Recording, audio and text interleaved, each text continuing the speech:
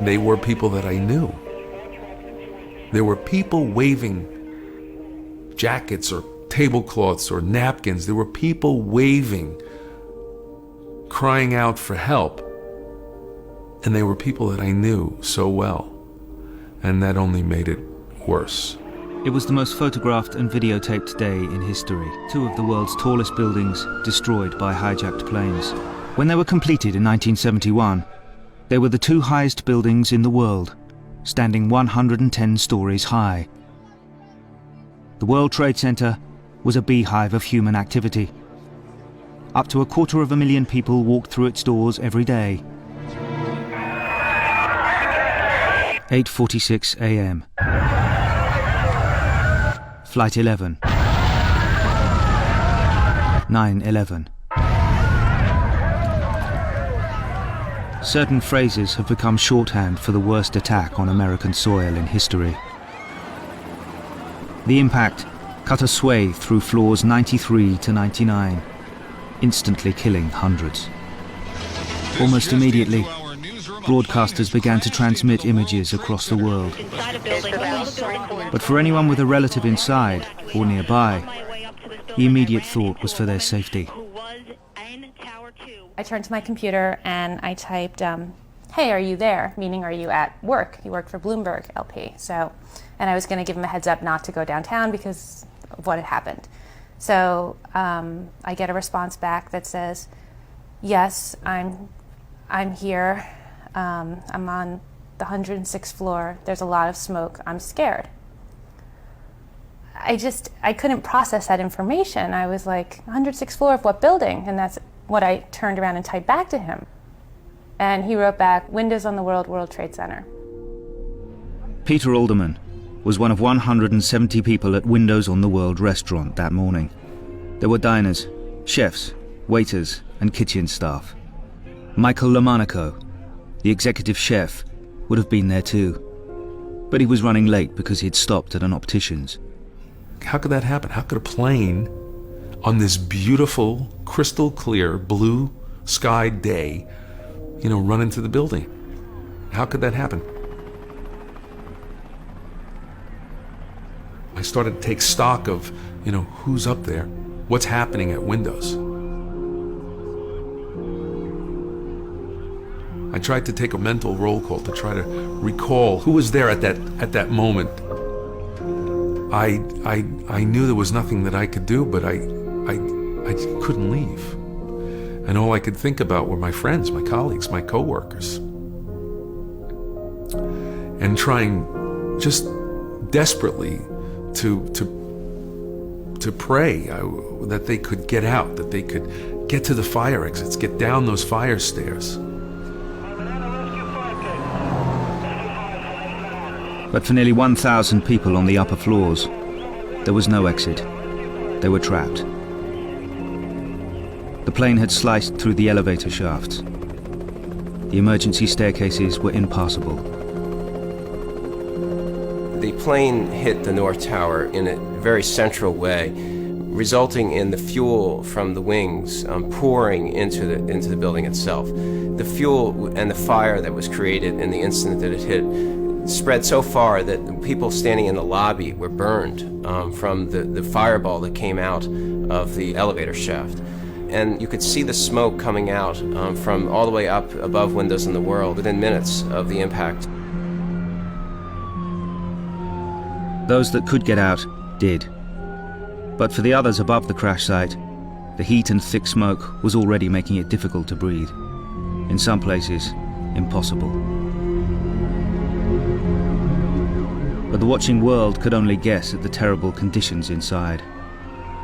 Only those in direct communication realized that the danger had spread far beyond the crash site, and that casualties might number, not into the tens, but into the hundreds, even thousands. I was freaking out. I was crying, and my boss came into my office, and he's like, it's okay. It's just a fire. They're going to put it out, and he's okay.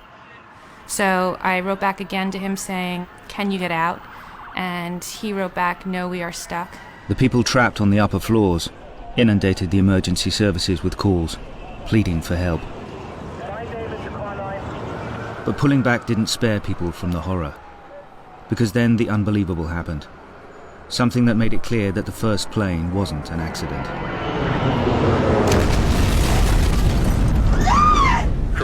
When United Airlines Flight 175 crashed into the South Tower, millions saw it live.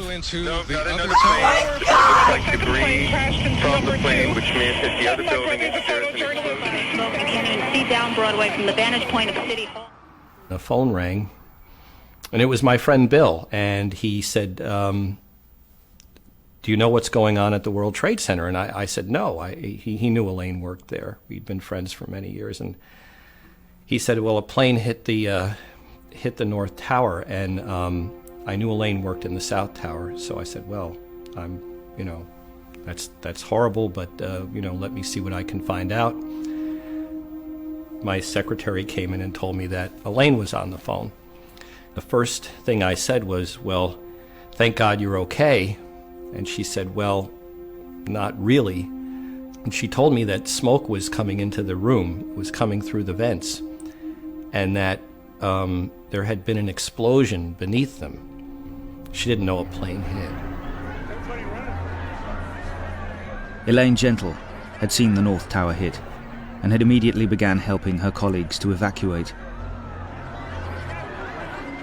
She was on the 97th floor when the second plane struck and was now among those trapped.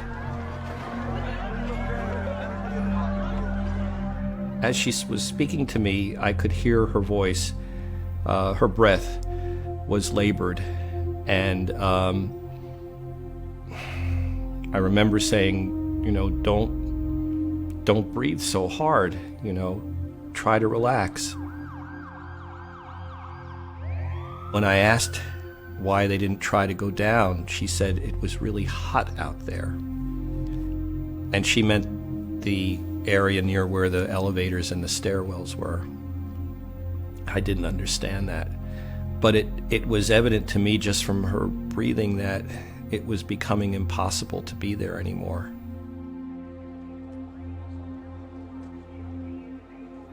She said to me, I'm scared. She wasn't a person who got scared. And I said, honey, it'll be all right. It'll be all right. You'll get down. You'll get down. Elaine said that she and her colleagues felt they only had one choice: to put wet clothes over their head and to try to get out. She said to me that she loved me, and she said to tell the boys that I loved them. And I was shocked that she was saying this to me. I said, of course I will, but it's going to be all right. And she said, I love you. And I said, I love you. And she said, I love you. And I said, I love you. And then I said, call me when you get down.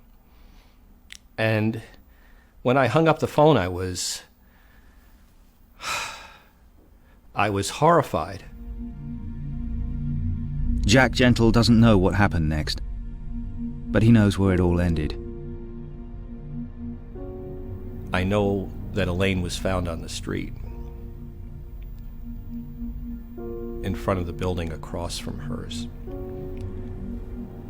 So whether she jumped or fell, I don't know. I believe she was alive when it happened because of that phone call. I hoped that she had succumbed to the smoke, but it doesn't seem likely. It's something I can't know.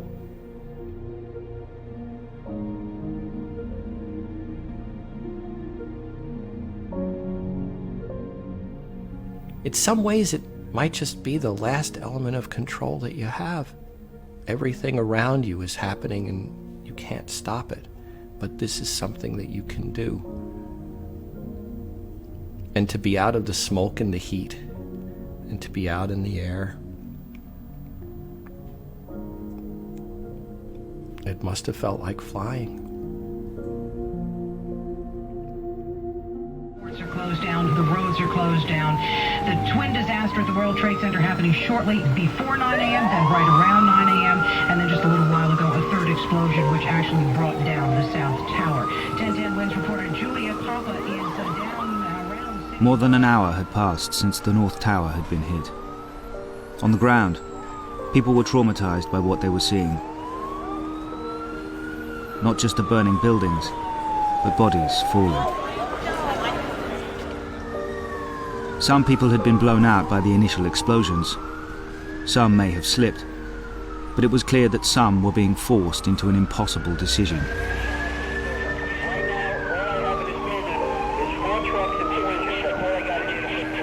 The fire continued to spread, burning up the furniture and office papers and the combustible materials throughout the buildings, and the tower itself became like a chimney, sending the smoke up towards the top of the tower. And as time passed, the situation became desperate. There was a long period of time where people were just, hanging out by the windows, waving things. You saw one man just, waving a long white, is it a tablecloth? It's not clear.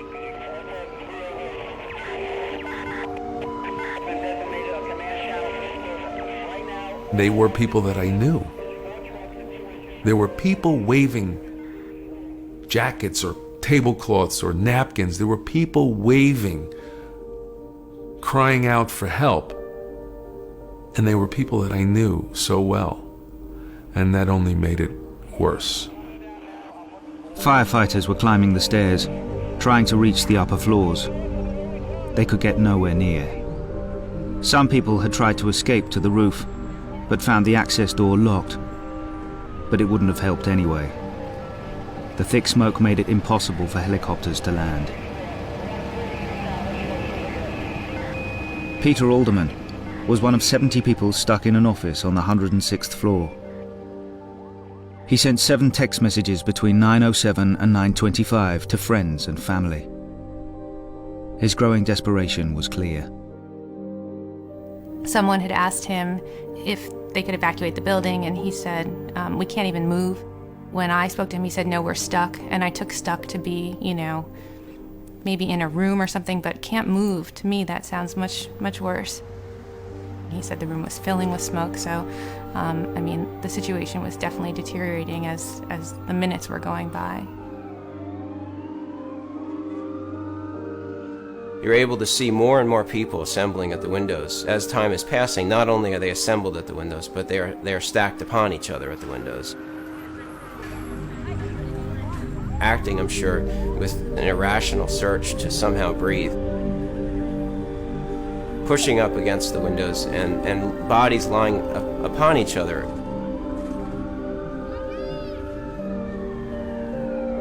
Some people, in fact, were actually hanging out of the windows and holding on across the steel that divided the windows. They were just so desperate to get air.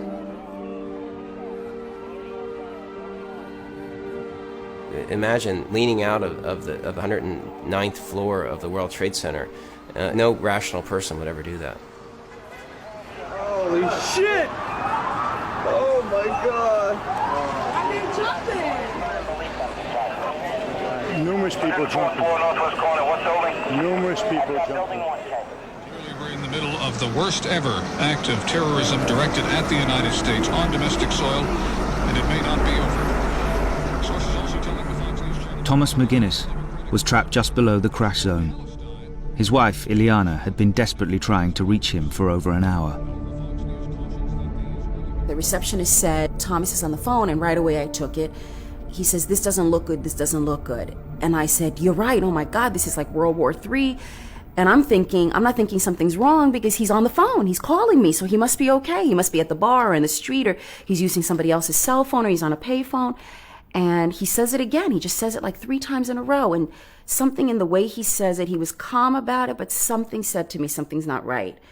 And I started to get nervous, and I got upset too. I was upset, like mad at him, like, are you okay? And he said it again, this doesn't look good, this doesn't look good. And I said, just answer me, yes or no, are you okay? And that's when he said, we're in a conference room on the 92nd floor. The fire was working its way down to the 92nd floor. As Thomas McGuinness talked to his wife, it was nearly upon him. That's when he said to me, he goes, Ileana, you don't understand. There are people jumping from Sorry. He said there are people jumping from the floors above us. And that's when I just was like, oh my God, this is very bad. Because I'm thinking, I mean, one thing is when you're on the 3rd floor or the 4th floor and there's a fire and you jump because you think, okay, I've got to escape this fire. And you think, well, I might survive. I might get broken legs or broken back or, but these people are jumping to their deaths. That's how desperate they are, that they're jumping to their deaths. And I'm just thinking about these poor guys in this room, not for 5 minutes, but for an hour dealing with that. And knowing that something terrible is going on up there and that it's coming down to us too because we can't get out of here. And so I know that for him, it was a goodbye call. But I just wasn't ready to accept that. But I know that it was for him because he said, I love you, take care of Caitlin, who's our little girl.